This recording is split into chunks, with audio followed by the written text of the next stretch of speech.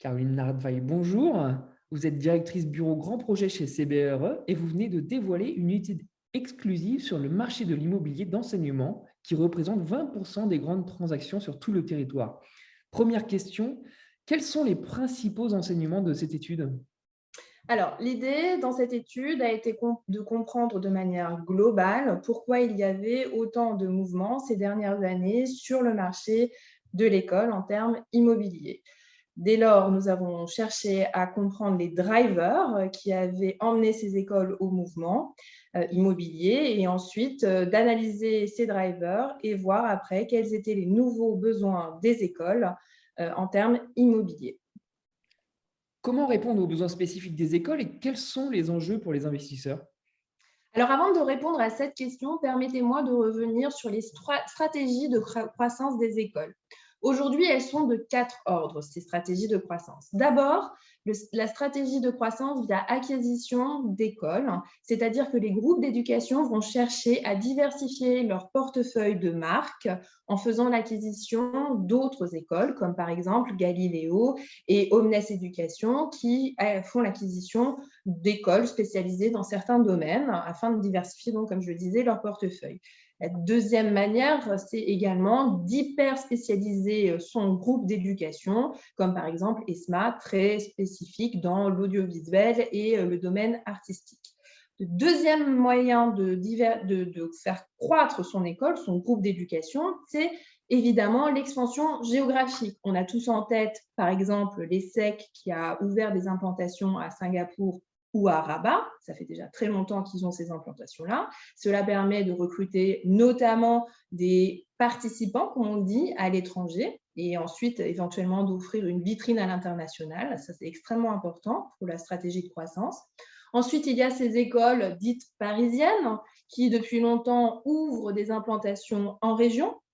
Et là aussi, c'est très important pour elles parce que ça permet de capter en région des participants qui ne seraient pas forcément montés à Paris. Je pense notamment dans le cadre de ces bachelors, ce sont ces formations post-bac de 3 ans qui permettent à l'étudiant, un, de rester près de sa famille et deux, à la famille, de limiter le budget que représentent les études d'un de leurs enfants, par exemple.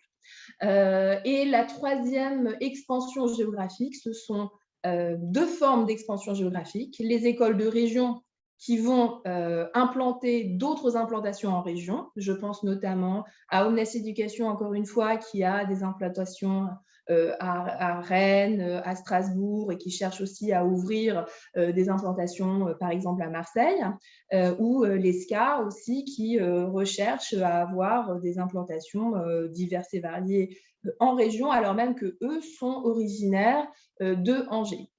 Et enfin, on a cette expansion des régionales, enfin des écoles régionales qui cherchent à monter à Paris pour ouvrir des flagships pour capter des cadres plutôt, dont les formations seront payées par les entreprises.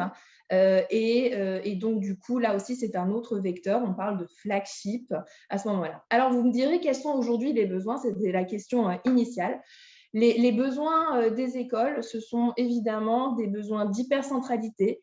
Les écoles ont besoin d'être connectées au centre d'une ville, et notamment à Paris ou en Île-de-France.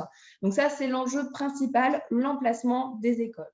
Le deuxième enjeu majeur, c'est la mixité de l'environnement et la mixité dans l'immeuble. Donc, les écoles vont chercher des quartiers vivants et sécurisés afin de capter un maximum de participants.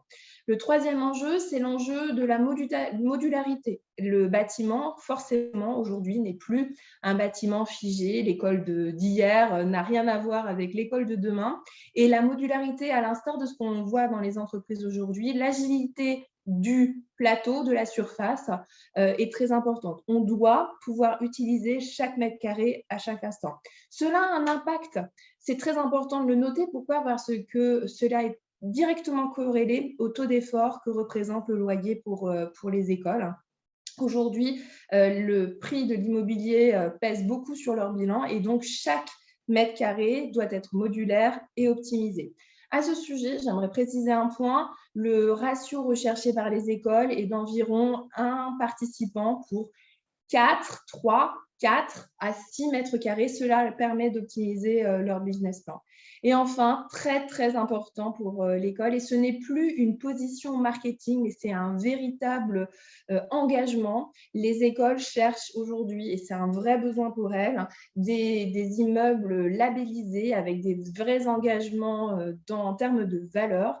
Pourquoi? Parce qu'elles forment en général les cadres de demain, les décisionnaires de demain, et les décisionnaires de demain doivent faire face à de nouveaux enjeux, notamment climatiques et environnementaux, et du coup, elles ne peuvent pas se permettre d'être, par exemple, dans des passoires thermiques.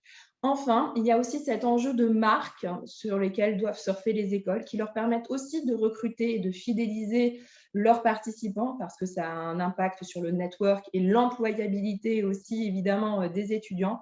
Donc, les bâtiments qu'elles vont rechercher, au-delà de tous les critères que je viens de citer, ce sont des bâtiments avec une forme de geste architectural afin de renforcer cette notion de marque sur laquelle elles surfent énormément.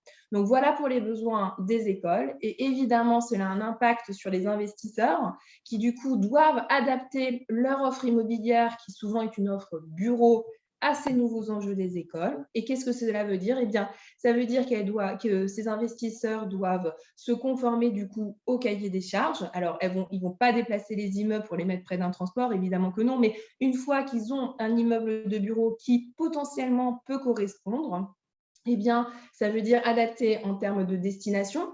On ne peut pas louer à une école qui offre des formations diplômantes des surfaces qui ne seraient pas ex-SINASPIC. Maintenant, on a un nouveau code pour ces surfaces. Donc, la destination doit correspondre à l'enseignement qui est prévu dans les locaux. Il y a des enjeux de RPabilité, c'est-à-dire qu'on doit, d'un point de vue sécuritaire, pouvoir répondre à l'activité de l'école.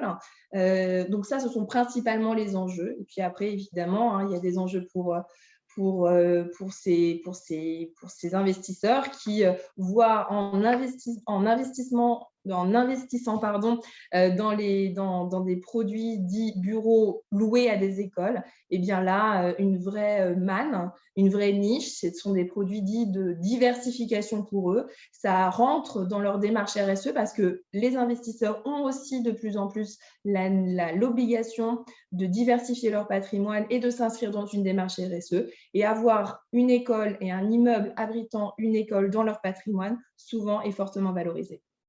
Très bien. Selon vous, l'offre actuelle, justement, là, vous venez d'en parler, l'offre actuelle est-elle en adéquation avec la demande? Alors aujourd'hui, et c'est un fait assez rare pour être souligné, on se dit souvent qu'il y a plus d'offres de bureaux qu'il n'y a de preneurs. Et bien là, c'est totalement l'inverse. Nous avons un vrai problème de répondre à la demande aujourd'hui. Nous n'avons pas assez de bâtiments qui répondent justement à l'ensemble de cahiers des charges des écoles, qui sont des cahiers de charges très précis. On est aujourd'hui là-dessus. Et du coup, non, on n'a pas assez d'offres qui répondent aux besoins des écoles. On estime aujourd'hui en Île-de-France une douzaine de demandes entre 9 et 12 demandes de grands projets qui tournent en Île-de-France. Alors évidemment, plutôt sur l'ouest parisien, ça c'est un des critères. Pourquoi? Parce que l'ouest parisien tente à rassurer les parents, qui sont quand même ceux qui payent les études de leurs enfants, ou les entreprises qui n'enverraient jamais leurs employés dans des zones obscures. Donc l'ouest parisien attire énormément, et non.